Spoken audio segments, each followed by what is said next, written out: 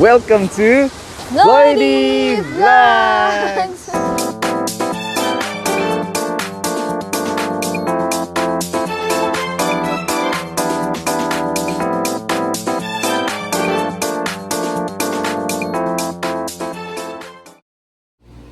Hello guys, good morning! Good morning! Ay, tulog na naman. Good morning everybody! I'm still sleeping. So, nagdede lang siya kanina guys. Tapos, pinunasan ko. Tapos, pinalitan ko lang ng damit. And then, kasi wala si mother. Kahapon naligo naman siya. So, ako na po nagpapaligo. Si Daddy Loy, never pa niya pinaliguan si baby. So, ayan guys. So, dahil wala si mother, ako po muna yung maglalaba ng mga damit ni baby. Dapat salitan kami ni Loy. Siya yung for yung mga damit namin. And then, ako yung mga damit ni baby. Kaso, hindi maasikaso ni Daddy kasi sobrang busy sa baba. Kailangan mag-cut off kasi yun yung mga kayamanan doon. Charing. Yung mga para umandar ang ating negosyo ng maayos. So, nung umalis kasi si mother guys, ay nung 26, umalis siya. Tapos, 27, yun, marami nang labahin si baby. So, hindi na ako napag-video noong 27, 28. Ano ba ngayon? 27, 28 na naglalaba ako kasi wala akong taga-video. So, eto guys, yung mga nilabhan ko kahapon. Bale, 27 kasi mga damit ni baby. Hindi ko kasi pinaghalo. Yan, kasi syempre yung guys, yung tawag dito, yung milk kasi 'di ba medyo malangsa. So, yung mga lampin na ginagamit ko for yung pang sa dede, tsaka yun sa leeg ni baby para hindi tumulo yung milk sa leeg niya.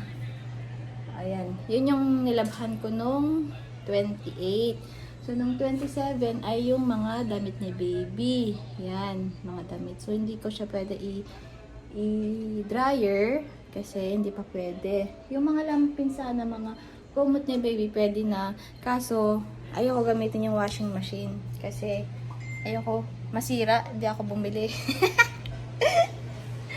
Tsaka yung automatic kasing nabili guys. Ito siya. Yan. So, Ate Helen, yung binigay mong regalo na tawag dito, yung dryer, ay binaba muna namin kasi wala na siyang lagayan dito. Dapat guys, yung bibili na Loy na washing machine ay yung hindi siya automatic kasi may dryer na. Pero dahil nga ito yung nabili niya, binaba muna namin yung gift kay baby Jillian na dryer. So, ayan, 2 days ko yan nilabhan guys. So ngayon, unti-untihin ko na lang labhan yung mga damit namin. Yung sa amin naman ni Loloy, tsaka ni Mamang. Kasi, dapat nga si Loloy siya pinakamarami damit. Charis. Pero syempre, nahawa naman ako. Nalangan dito yung kapatid ni Loy guys na isa, si Ate Dayday. Yan. Siya muna nag-alaga kay baby habang ako ay maglalaba. Tatawa ako sa sarili ko kasi ang bilis na sumakit yung kamay ko. Sakit-sakit. Di na sanay maglaba. Di na sanay maglaba. Pero syempre, hindi naman tayo mayaman para kumuha ng tagalaba. Tsaka exercise na rin kasi to.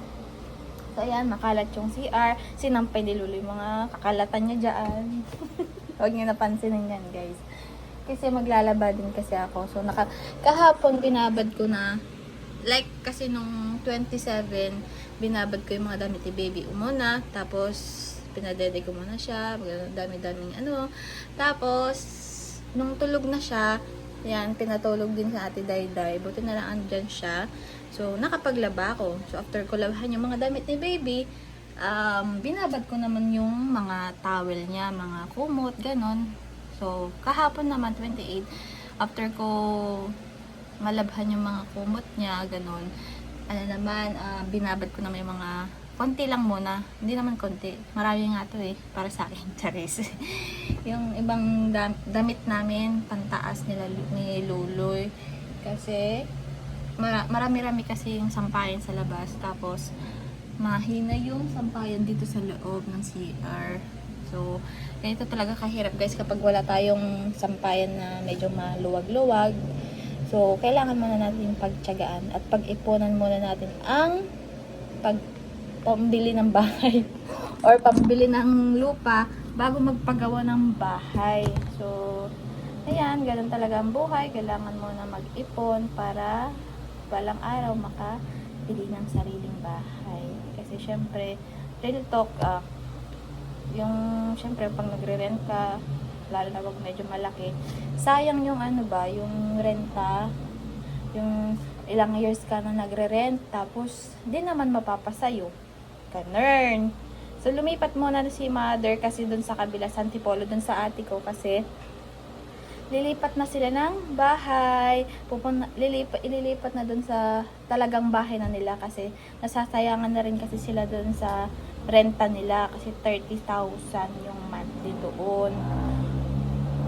So, tumulong si mother doon kasi may mga kasabihan si mother, may mga kapag bagong lipat daw, may mga bigas, tubig, mga cheche na kailangan mo na iuna doon daw para parang more blessing, like that. Charis, di ko alam. Parang ganon. Kasi mapuno rin kasi doon kasi, di ba? Ganon na may mga paniniwala natin. Ganon. So, ayan. Maglalaba muna ako. Ayun yung isang palangga ng labahin ko. Nag-aantay na sa akin. Meron pa dun sa labas guys, yung mga more on mga pambaba. Pero unahin ko muna yung mga pantaas namin para konti na lang yung baka bukas or kailangan mo na kasi matuyo yung mga sampayan sa labas, hindi kasi kakayanin. Kaya maglaba muna tayo habang tulog si baby. Mamaya paglabas ko tulog na silang dalawa. Na baby, sasabayan ka na ni tita na kasi puyat din kagabi kasi madaling araw na siya natulog guys, mga alas 2 na madaling araw. So, Hagar do Versosa ang mood girls nyo kagabi. So, ayan. Let's go! Samahan nyo ko maglaba, guys. Sakit-sakit na. Sunod-sunod na araw yung laba ko. Kawawa naman yung magaspang kong kamay. Ay, nako. Dapat nga, guys, dryer din to. Kaso lang, yun nga, sabi ko nga, ayaw kong masira yung dryer ni daddy. Kasi, ewan ko kung paano gamitin yan. Mas gusto ko kasi yung, yung manual lang siya. Maybe pinipinga. Kaya nung first time na gamitin ni mother yan, kasi, example, parang, nung pagkabili ni Luloy, kinabukasan ginamit ni mother. Yun, imbes na mapadali yung trabaho, napatagal pa kasi nga maya tumitigil, maya nagbabago yung kung ilang minutes, dapat 51 minutes tapos naging 20 minutes na, maya naging 51 na naman, kaya inis na inis si mother, maya pinapataas si Luloy kasi bumalik na naman tapos huminto. Taas na naman si Luloy. Kaya ayaw kong gamitin, ayaw kong ma-stress. So, mas madali na lang tong mano-mano. Mano-manuin ko na lang to. Bahala na lang siya kung gusto niyang i-dryer. Mamaya pagtaas niya. Kaso baka tulog pa si baby, maingay. So, bahala na. So, ayan guys. Tapos na ako maglaba dun sa unang batch. So, binabad ko na lang siya sa downy. Ayan. Ay, nako. Ang kalat ko maglaba. Ayan. So, ang isusunod ko naman ngayon ay yung mga last batch. Bali, ibababad ko muna. Ayan. So, ito yung last batch, guys. Marami-rami pa din to. So, ito ay kailangan i-brush. So, Labandera. Ang labandera. So, banlawan ko muna guys.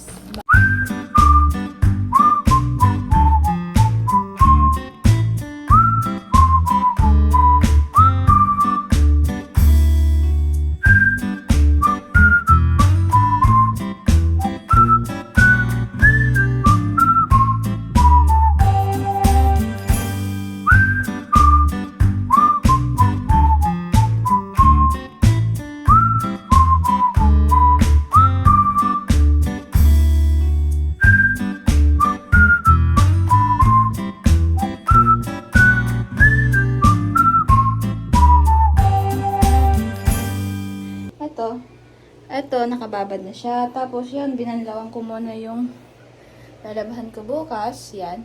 Tapos, ibabad ko muna siya sa may sabon. Ay.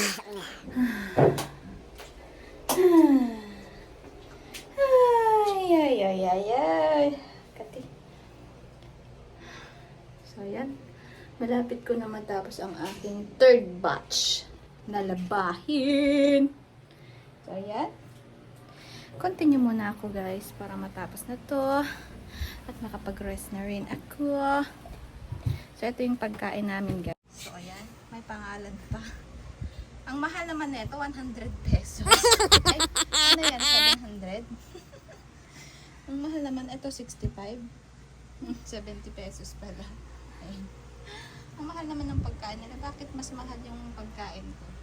So, kakakain lang din kasi namin kanina guys. So, later ulit tayo kumain. At nangangailangan tayo ng sabaw para may magdede si Baby Jillian. Bulaga. Jillian, baby! Behave ka muna ha. Tapusin lang ni Mami yung nilalabhan niya po. Opo. Opo. Oh. So, tapusin ko muna yung nilalabhan ko guys para maasikaso ko na rin ang batuta ko. So, ayan guys, dumating na pala yung order kong ano sa Lazada ata to. So, ayan guys, bumili ako ng ganito kasi nahihirapan akong magtanggal ng yung puti sa dila ni baby. Ayan, ito pantanggal. So, mamaya lilinisan ko yung kanyang dila. So, kailangan lang lagyan ng mineral water dito sa lagayan. Then, syempre, sanitize itong yan. Tapos, pwede na hukayin yung dila ni baby. So, ayan. Tignan natin kung matatanggal talaga siya. So, ayan. Tapusin ko muna yung steel paglalaba. Ayan. Maligo muna ako bago ako magsampay, guys. Ayan.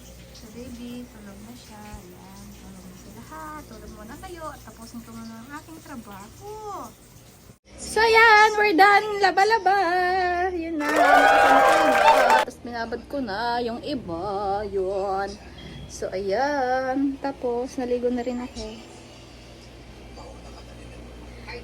Tapos, yung bata daw, gutom na. Gutom na. Ako kaya nagutom, bebe. Ako naglaba.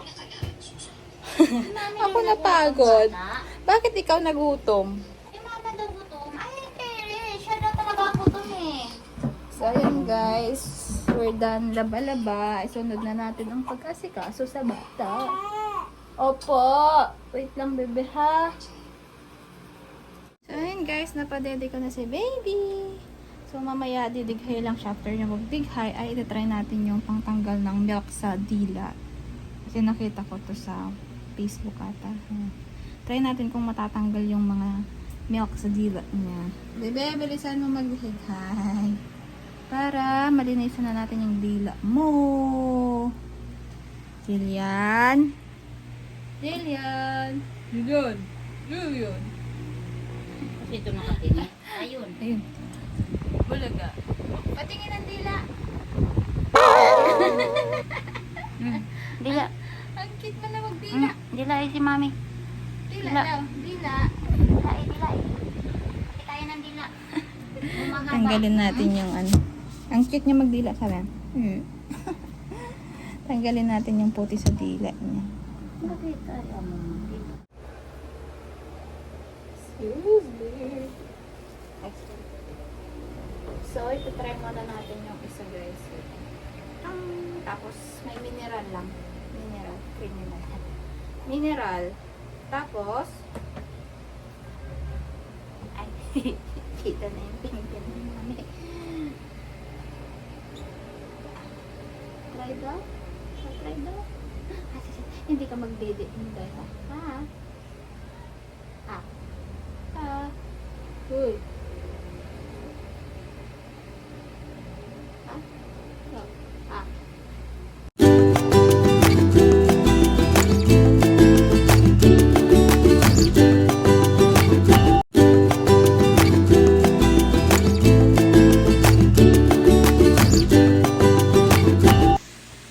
So, ayan guys, malapit ko nang matapos yung dila ni baby at maya't maya kakain na rin ako para may lakas na naman tayong mag-alaga ng ating baby Jillian. So, ayan guys, hanggang dito na lang ating video for today. Salamat sa inyong panonood, sa walang sawang pagsuporta sa amin guys. Thank you, thank you. Thank you for watching always.